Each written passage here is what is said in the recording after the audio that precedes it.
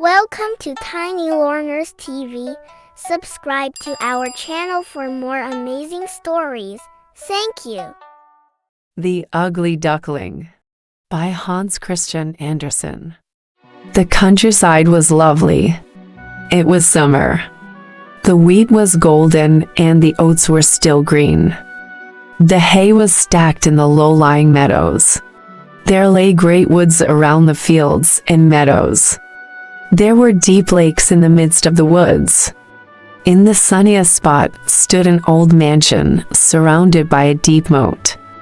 Great leaves grew from the vines on the walls of the house right down to the water's edge.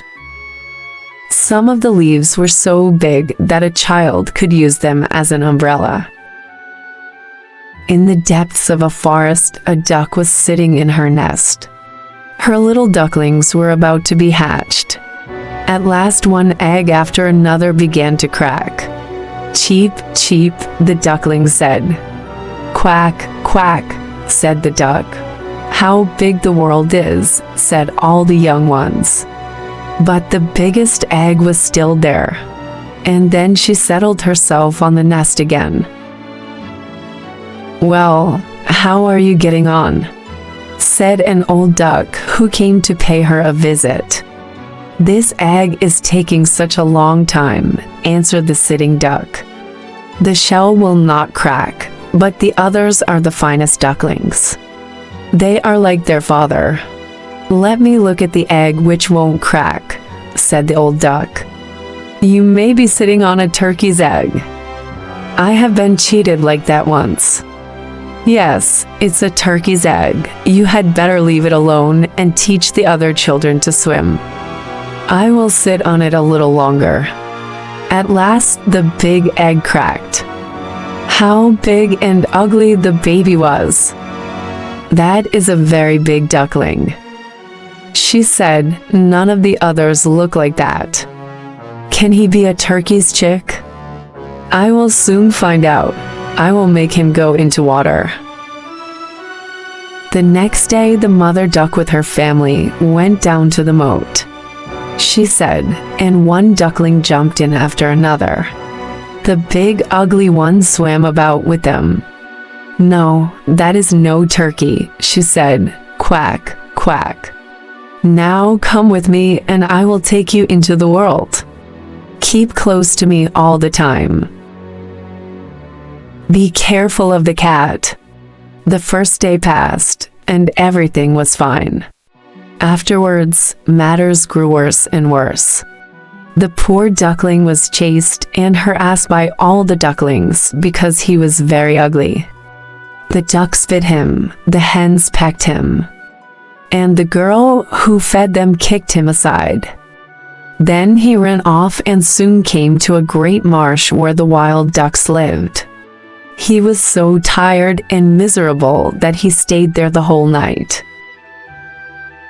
In the morning, the wild ducks flew up to see their new friend. "You are very ugly," said the wild ducks, "but that does not matter to us." He stayed there 2 whole days. Then 2 wild geese came.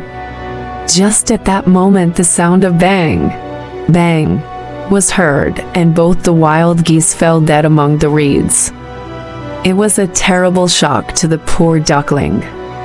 A big dog appeared close beside him. He showed his sharp teeth and went on without touching him. "Oh, thank heaven, I am so ugly that even the dog won't bite me," sighed the duckling. In the evening, he reached a little cottage where an old woman lived with her cat and her hen. Her eyesight was not good, and she thought the duckling was a fat duck. "We'll be rich if I have duck eggs," she said. So she took in the duckling for 3 weeks, but he laid no eggs. The cat was the master of the house, and the hen was the mistress. "Can you lay eggs?" asked the hen. "No," answered the duckling. "Then you had better go out into the wide world," said the cat. So away went the duckling. One evening, the sun was just setting when a flock of beautiful large birds appeared out of the bushes. The duckling thought, "I've never seen anything so beautiful." They were dazzlingly white with long necks. They were swans. He did not know what the birds were. The winter was so bitterly cold that the duckling swam about in the water to keep himself from freezing. The sun began to shine warmly again. The larks were singing and beautiful spring had come. Then, all at once, the duckling raised his wings and they flapped with much greater strength than before. Before he knew it, he found himself in a large garden where the apple trees were. In full blossom and long branches of lilacs overhung the shores of the lake. Just in front of him, he saw 3 beautiful white swans swimming towards him. "I will fly to them and they will hack me to pieces because I'm so ugly. But it doesn't matter.